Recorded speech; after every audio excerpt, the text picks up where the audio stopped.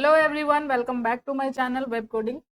आज के इस वीडियो में हम लोग रिएक्ट में सीएसएस कैसे ऐड कर सकते हैं ये सीखने वाले हैं।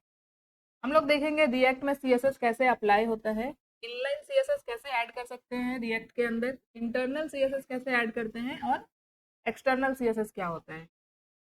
तो चलिए वीडियो को स्टार्ट करते हैं। तो यहाँ पे मैं अपने रिएक्ट प्रोजेक्ट के अंदर आ चुकी हूँ, जो अभी तक हम यूज़ करते आए हैं अपनी वीडियोज़ में। लास्ट के वीडियो में हम लोगों ने कंडीशनल रेंडरिंग पढ़ा था, ये उसका ही कोड यहाँ पे आपको दिख रहा होगा।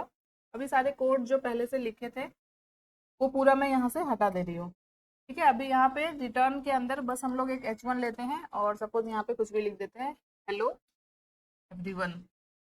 एंड इसके बाद हम लोग क्या करते हैं, हम लोग अपना डेवलपमेंट सर्वर स्टार्ट करते हैं। तो मैंने यहाँ पे अपना टर्मिनल ओपन कर लिया है। इसको मैं थोड़ा सा जूम करूँगी तो आपको टर्मिनल भी क्लियर दिखेगा। तो डेवलपमेंट सर्वर स्टार्ट करने के लिए हम लोग क्या कमांड देते हैं, npm run dev। npm run dev लिख के एंटर करना है। तो मेरा ये रिएक्ट का प्रोजेक्ट हमारे सर्वर पे स्टार्ट हो जाएगा। ये देखो एक लिंक मिल चुकी है, इस पर क्लिक करके आप इसे इस तरह से ओपन कर सकते हैं। तो अभी ये लिंक यहाँ पे आप देख सकते हो VS कोड में ही ओपन हो रहा है। तो हम लोग क्या कर सकते हैं, इस लिंक को कॉपी करके किसी भी ब्राउजर में ओपन कर सकते हैं।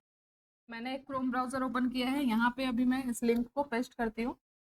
तो ये देख सकते हो मैंने जो H1 दिया था वो मुझे यहाँ पे दिख रहा है। अभी अभी के लिए हम लोग इसे यहाँ VS कोड से क्लोज कर देंगे। हम इसे ब्राउजर पे ही देखेंगे आउटपुट को। तो यहाँ पे मैंने अभी स्क्रीन को कुछ इस तरह से एडजस्ट कर लिया है। अभी इस टर्मिनल का काम हो चुका है, इसे मैं क्लोज कर दूंगी। और अब हम लोग क्या करेंगे, यहाँ पे SRC के अंदर एक कंपोनेंट फोल्डर बनाया है हमने। तो यहाँ पे एक नया कंपोनेंट क्रिएट करना है। कंपोनेंट क्रिएट करने के लिए हम लोग फाइल क्रिएट करेंगे, और कंपोनेंट क्रिएट करने का रूल क्या है कि फर्स्ट लेटर हमेशा कैप्स में होगा, और कंपोनेंट को सेव किया जाता है .jsx के साथ। तो ये एक होम कंपोनेंट यहाँ पे क्रिएट किया मैंने। अब यहाँ पे हम लोग शॉर्टकट यूज करेंगे RAFC। पूरा स्ट्रक्चर यहाँ पे आ चुका है। ये कंपोनेंट यहाँ पे एक्सपोर्ट भी हो रहा है। अब इसके अंदर भी हम लोग सिंपल एक H1 लेते हैं और यहाँ पे लिख देते हैं दिस इज होम पेज। और अब इस होम कंपोनेंट को हमें हमारे ब्राउजर पे डिस्प्ले कराना है। तो हम लोग इसे कहाँ यूज करेंगे, इसे हम लोग app.jsx के अंदर इंपोर्ट करेंगे। इसे इंपोर्ट करके इसे यहाँ पे हम यूज कर सकते हैं। तो पहले हम इसे यहाँ पे यूज कर लेते हैं और उसके बाद यहाँ पे इंपोर्ट कर लेते हैं। इंपोर्ट, तो सजेशन में आ रहा है मुझे होम, इस पर क्लिक किया मैंने तो ये पूरा ऑटोमेटिक यहाँ पे पाथ भी आ जाएगा। तो ये देखो अभी आउटपुट पे होम कंपोनेंट भी डिस्प्ले हो चुका है। ये तो हो गया बेसिक चीज, किस तरह से कंपोनेंट बनाया मैंने, किस तरह से इंपोर्ट करके उसे यूज किया। अब हम लोग देखते हैं कि इस पे हम लोग CSS कैसे अप्लाई कर सकते हैं। अगर मुझे इस होम कंपोनेंट के अंदर कुछ जो भी एलिमेंट है उस पे कुछ CSS लगानी है, जैसे कि ये जो मैंने H1 लिया है, ये टेक्स्ट का कलर मुझे चेंज करना है या कुछ बैकग्राउंड ऐड करना है। तो रिएक्ट के अंदर CSS यूज करने के भी 3 मेथड होते हैं। जैसे हमने नॉर्मल HTML CSS के अंदर पढ़ा है, वहाँ पे क्या होता था, इनलाइन, इंटरनल और एक्सटर्नल। सेम वैसा ही यहाँ पे रिएक्ट के अंदर भी होता है, बट कुछ सिंटेक्स यहाँ पे अलग होते हैं। तो अभी सबसे पहले हम लोग देखते हैं इनलाइन CSS। तो इस H1 के अंदर मुझे कुछ स्टाइलिंग ऐड करनी है। तो यहाँ पे हम लोग इनलाइन CSS का यूज कुछ इस तरह से कर सकते हैं। सबसे पहले तो स्टाइल टैग हमें लेना है, देन इक्वल टू, उसके बाद हमें यहाँ पे डबल करली ब्रेसेस ऐड करना है। ये ध्यान रखना, सिंगल डबल करली ब्रेसेस यहाँ पे ऐड होगा। अब इसके अंदर हमें जो भी प्रॉपर्टीज ऐड करनी है, जैसे कि हमें इसका कलर चेंज करना है, तो हम यहाँ पे कलर प्रॉपर्टी यूज करेंगे और कलर मुझे रेड देना है। तो कोड के अंदर लिखा मैंने रेड। तो देखो इस टेक्स्ट का कलर यहाँ पे रेड हो गया है। तो ये तो हो गई एक सिंगल प्रॉपर्टी। अगर मुझे यहाँ पे कुछ और प्रॉपर्टी ऐड करनी है इस पे, तो हम लोग सेम यहीं पे कॉमा ऐड करेंगे। और अब मुझे जैसे इस पे बैकग्राउंड कलर ऐड करना है, तो यहाँ पे थोड़ा सा सिंटेक्स चेंज होता है। यहाँ पे मैं इस तरह से ऐड करूँगी बैकग्राउंड। तो मुझे कुछ सजेशंस आ रहे हैं बैकग्राउंड के, मुझे बैकग्राउंड कलर ऐड करना है। तो बैकग्राउंड कलर सेलेक्ट किया मैंने, फिर से यहाँ पे कोलन ऐड करेंगे और बैकग्राउंड कलर मुझे देना है येलो। तो यहाँ पे देखो बैकग्राउंड ऐड हो रहा है। यहाँ पे अगर आप लोगों ने नोटिस किया होगा कि नॉर्मल CSS में हम लोग बैकग्राउंड कलर कैसे लिखते थे, बैकग्राउंड बीच में हाइफन फिर कलर।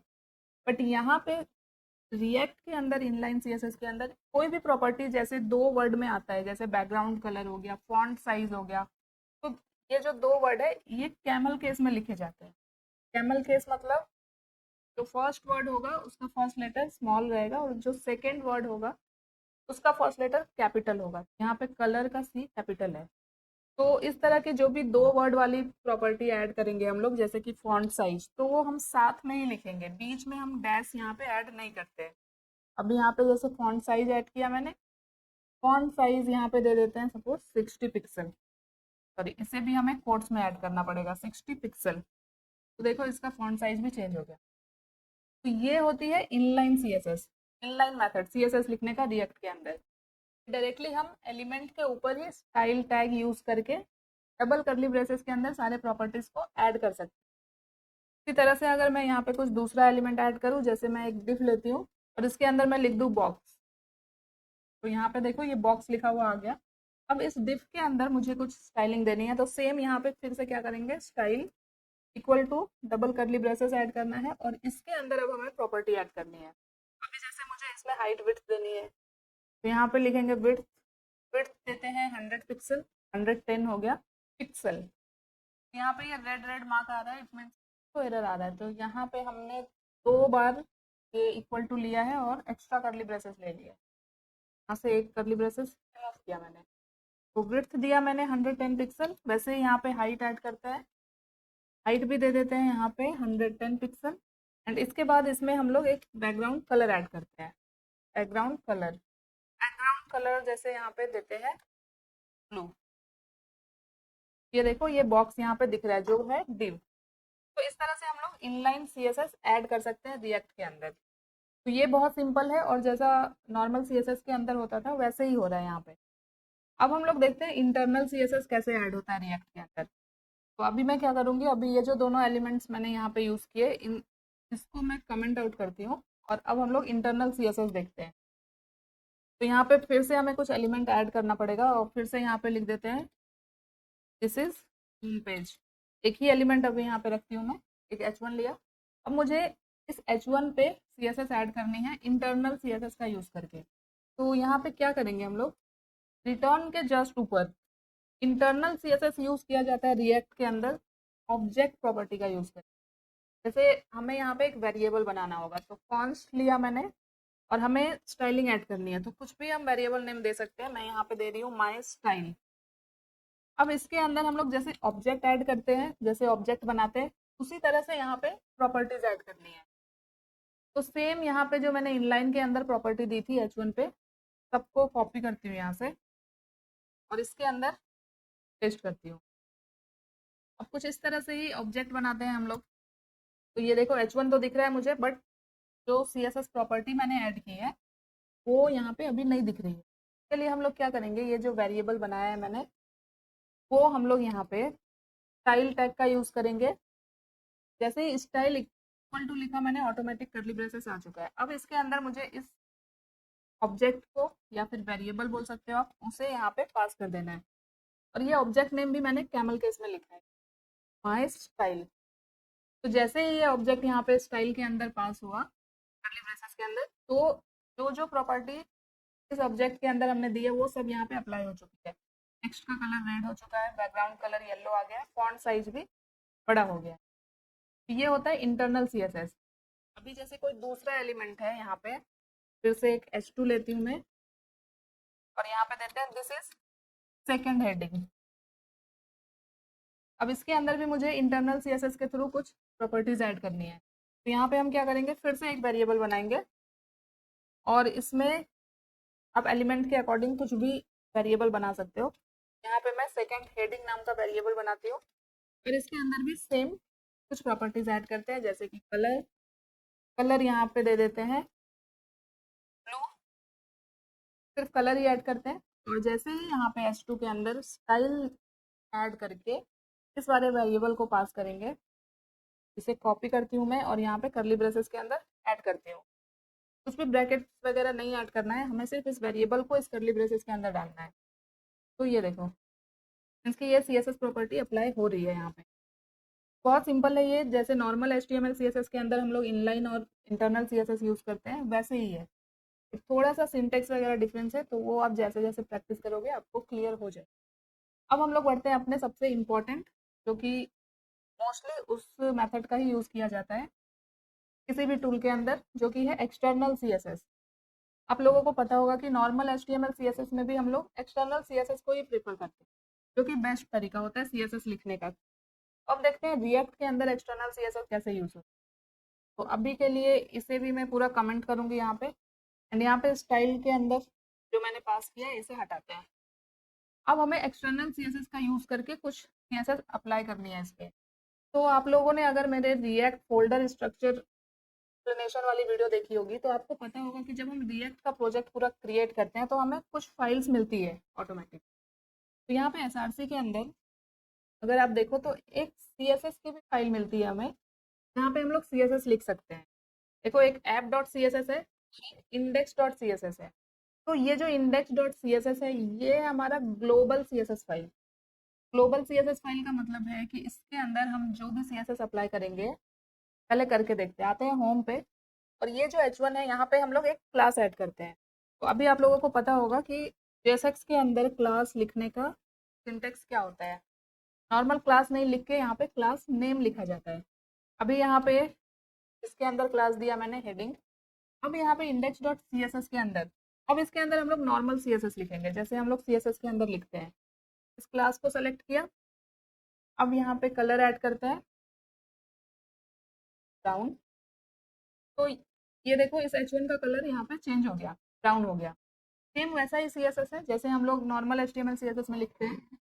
ये मैंने लिखा है index.css के अंदर, और index.css क्या है, ग्लोबल फाइल है। इट मीन्स कि इसके अंदर हम जो भी CSS लिखेंगे और उस क्लास को हम जहाँ पे भी यूज करेंगे, जैसे कि अभी ये हेडिंग क्लास है, अगर मैं यहाँ पे app.jsx में आऊँ और यहाँ पे जो मैंने H1 लिया है यहाँ पे भी मैं क्लास नेम यूज करके इस क्लास को ऐड कर दूँ, तो देखो ये जो है हेलो एवरीवन इस वाले H1 पे भी अप्लाई हो गया। इसकी ये ग्लोबल CSS फाइल है index.css। तो इस फाइल का यूज हम लोग तब करेंगे जब हम लोगों को कुछ ऐसी प्रॉपर्टी ऐड करनी है जो कि सारे कंपोनेंट पे, सारे फाइल्स पे ऐड होनी चाहिए। अब हम लोग देखते हैं कि खुद का CSS फाइल किस तरह से हम लोग क्रिएट करके उसमें अपने CSS को लिख सकते हैं। तो अभी इस index.css से हटाती हूँ मैं, सारे CSS अभी चले गए। अब हम लोग खुद का CSS फाइल बना सकते हैं। तो जैसे यहाँ पे कंपोनेंट के अंदर मैंने home.jsx बनाया, वैसे ही कंपोनेंट के ही अंदर अभी मैं एक CSS फाइल बनाऊँ। CSS फाइल का नाम होगा मेरा home.css। अब इसके अंदर हम लोग क्या करेंगे, home.jsx के अंदर मैंने क्लास लिया है हेडिंग। इस क्लास को कॉपी करके home.css के अंदर इसे कुछ प्रॉपर्टीज देंगे। तो ये क्लास है तो डॉट, और यहाँ पे हम लोग नॉर्मल CSS लिखेंगे। कलर यहाँ पे दे देते हैं फिर से रेड। तो अभी अगर मैं यहाँ पे रिफ्रेश करूँ तो कोई भी चेंजेस नहीं दिख रहा है। तो रिएक्ट के अंदर क्या होता है, जैसे हम लोग HTML CSS में क्या करते थे, जब एक्सटर्नल CSS फाइल बनाते थे तो उसे अपने HTML फाइल में पहले CSS फाइल हमें लिंक करनी पड़ती थी। वैसे ही रिएक्ट के अंदर जब हम कोई भी एक्सटर्नल CSS या फिर कंपोनेंट बनाते हैं तो उसे हमें इंपोर्ट करना पड़ता है, तब वो यूज़ होता है। तो अभी इस home.css हम लोग किसके लिए यूज़ करना चाह रहे हैं, home.jsx के अंदर जो मेरा एलिमेंट है जहाँ पे क्लास है हेडिंग, इसके लिए। तो हमें इस home.css फाइल को यहाँ पे इंपोर्ट करना पड़ेगा पहले home.jsx के अंदर। तो यहाँ पे हम लोग कुछ इस तरह से इंपोर्ट करेंगे, इंपोर्ट डॉट बैकस्लैश home.css।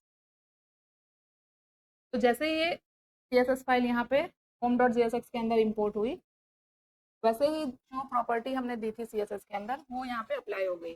क्योंकि ये हेडिंग क्लास मैंने app.jsx के अंदर इस H1 पे भी दे रखा है तो यहाँ पे भी ये प्रॉपर्टी अप्लाई हो गई, क्योंकि होम कंपोनेंट मेरा पूरा यहाँ पे रेंडर हो रहा है app.jsx में। ये इंपोर्ट किया है हमने होम को, और होम के अंदर CSS फाइल भी आ गया अभी। तो ये पूरा होम कंपोनेंट app.jsx के अंदर इंपोर्ट हो रहा है।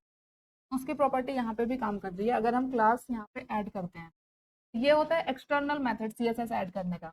अभी इस होम के अंदर हम लोग मल्टीपल एलिमेंट्स ऐड करके उन सबको यहाँ पे home.css में स्टाइल कर सकते हैं और वो सारी प्रॉपर्टी हमें हमारे ब्राउजर पे दिख जाएगी। तो एक्सटर्नल CSS बेस्ट मेथड होता है CSS यूज़ करने का किसी भी टूल के अंदर, किसी भी प्रोग्रामिंग के अंदर। एंड रिएक्ट के अंदर भी एक्सटर्नल CSS यूज़ करना बहुत ईजी है। तो आप लोग इसे एक बार प्रैक्टिस करो खुद से, कुछ डिज़ाइन करके नॉर्मल कंपोनेंट बना के इस पे आप लोग और एलिमेंट्स ऐड कर सकते हो। कुछ जैसे मैंने अभी एक डिव डिज़ाइन किया था। बस इतना याद रखना कि जितने भी कंपोनेंट्स आप बनाओगे को आपको इंपोर्ट करना पड़ेगा, या फिर कोई CSS फाइल भी अगर आप बनाते हो और उसकी CSS अगर अप्लाई नहीं हो रही है तो आप एक बार चेक कर लेना कि आपने उस CSS फाइल को इंपोर्ट किया है या नहीं, जहाँ पे भी आप उसे यूज़ करना। तो इंपोर्ट करना बहुत ज़रूरी होता है रिएक्ट के अंदर, कि रिएक्ट पूरा इंपोर्ट एक्सपोर्ट पे ही डिपेंड है।